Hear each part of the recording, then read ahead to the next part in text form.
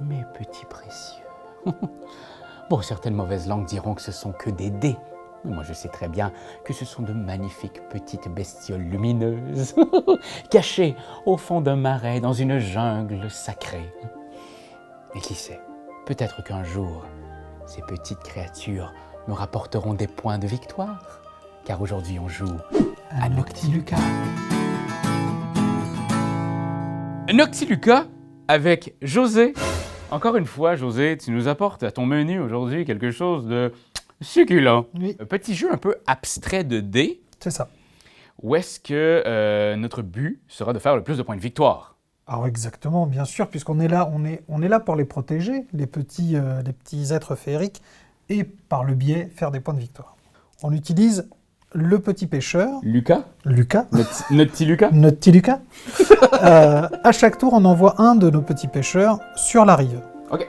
On le pose, on donne un chiffre, de 1 à 6, puisque les dés vont de 1 à 6, et on va, sur une ligne donnée, récupérer autant de dés que le chiffre annoncé. Une fois que j'ai récupéré ces dés, je viens les placer ici, dans les petits aquariums d'êtres féeriques que j'ai là. Si je remplis l'aquarium, le contrat est rempli, je retourne la carte pour dire que je l'ai gagné, et je prends le jeton correspondant à la couleur de l'aquarium que j'ai fait. Ce qui est très intéressant, c'est que les jetons sont de 2 points de victoire à 8 points de victoire en ordre croissant. Donc, ce qui fait en sorte qu'au début, on a un petit 2, mais en fin de partie, on aura un 8.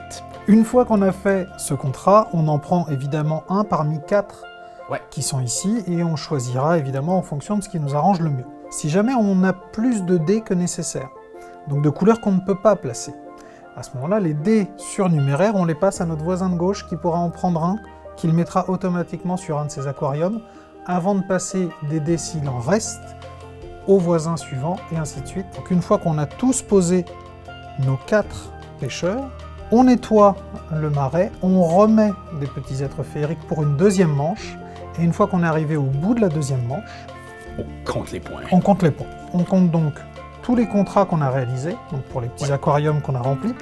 On compte des points supplémentaires qui sont indiqués sur les cartes, et on regarde la majorité. Celui qui a le plus de jetons rouges va récupérer les jetons rouges qui restent, mais sur l'autre face. Donc, on va faire des points supplémentaires. Ils ne feront qu'un point, mais ils feront quand même des points supplémentaires. On compte aussi le nombre d'aquariums qu'on a réalisés avec notre couleur favorite.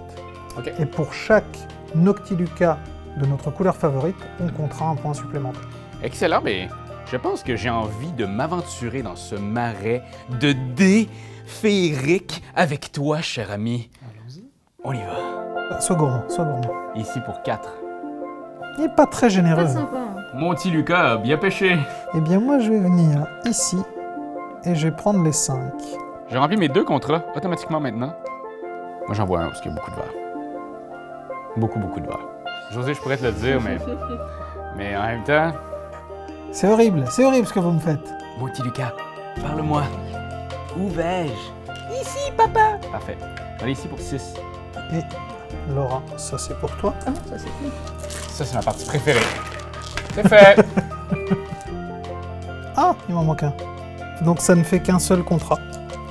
Pour le plaisir, je vais aller ici pour les 1. J'ai peut-être été vraiment trop gourmand. Oh, sans doute. C'est l'énergie du dernier placé de Lucas. Score final, 32. 42. Ah, 10 de plus. Bravo, José, enfin une. Je suis fier de toi. Et ça me dit à quel point tu comprends que ce ne sont pas des dés, mais bien de jolies petites créatures lumineuses. À la prochaine. Quand t'aimes quelque chose, tu te donnes des bisous dessus. Mais comme c'est un ordinateur, tu donneras pas de bisous. Tu vas plutôt commenter, puis tu vas partager. Oh oui, partager, partager, partager. C'est la leçon de Jésus!